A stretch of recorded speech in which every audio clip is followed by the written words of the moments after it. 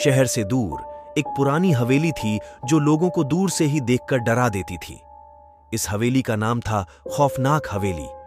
लोग कहते थे कि यह हवेली श्रापित है और इसमें रातों को भूत आते हैं।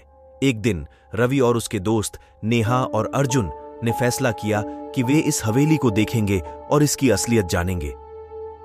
शाम को सूरज ढलते ही तीनों ने अपना सामान उठाया और हवेली की तरफ चल दिए। रवि कहता है, दोस्तों, अगर सच में यहां कुछ है तो हम सबको पता चल जाएगा। हवेली के पास पहुंचते ही उन्होंने देखा कि दरवाजा खुला हुआ था। अंदर अंधेरा था और सिर्फ उनकी टॉर्च की रोशनी थी।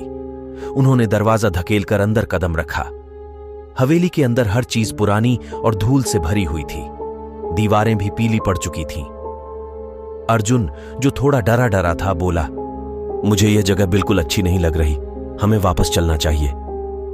नेहा ने उसका हाथ पकड़कर कहा, अर्जुन, बस थोड़ी देर और, देखते हैं क्या होता है। उन्होंने हवेली के अलग अलग कमरों को देखा, लेकिन कुछ खास नहीं मिला। जैसे ही उन्होंने एक पुरानी लाइब्रेरी का दरवाजा खोला, एक ठंडी हवा का झोंका उनके चेहरों से टकराया। उस लाइब्रेरी में पुरानी किताबें और एक बड़ा सा झरोखा था। नेहा ने एक किताब उठाई और उस पर जमी धूल को हटाकर पढ़ने लगी।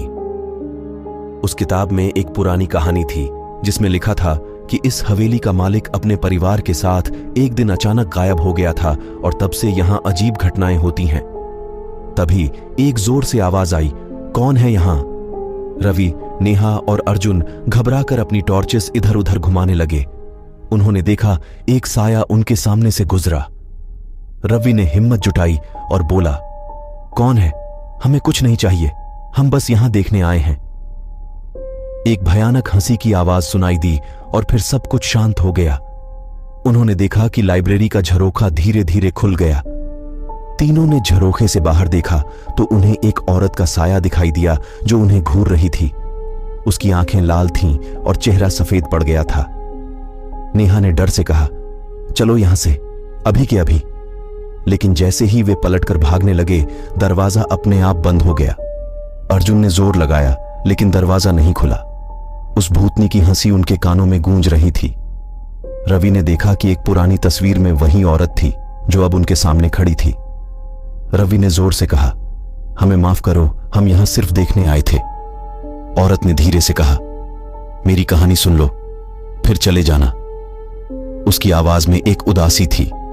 उसने बताया कि वह इस हवेली की रानी थी और उसके पति ने धोखा देकर उसका कत्ल कर दिया था। तब से वह यहां इंसाफ की तलाश में भटक रही थी। रवि, नेहा और अर्जुन ने उस भूतनी से वादा किया कि वे इस कहानी को सबके सामने लाएंगे ताकि उसकी आत्मा को शांति मिल सके। यह सुनकर भूतनी ने एक बार फिर हंसी और धीरे से गायब हो गई। दरवाजा भी खुल गया। तीनों ने हवेली से निकलकर वापस शहर की तरफ दौड़ लगाई। उन्होंने उस हवेली की कहानी को लोगों तक पहुंचाया ताकि रानी की आत्मा को शांति मिल सके। और ऐसे ही खौफनाक हवेली की कहानी सबको पता चल गई, लेकिन लोग आज भी उस हवेली के पास जाने से कतराते हैं। क्या पता रानी की आत्मा अब भी वहां भटक रही हो। अगर आपको ये कहानी अच्छी लगे तो चैनल को सब्सक्राइब करें और बेल आइकन दबाना ना भूलें।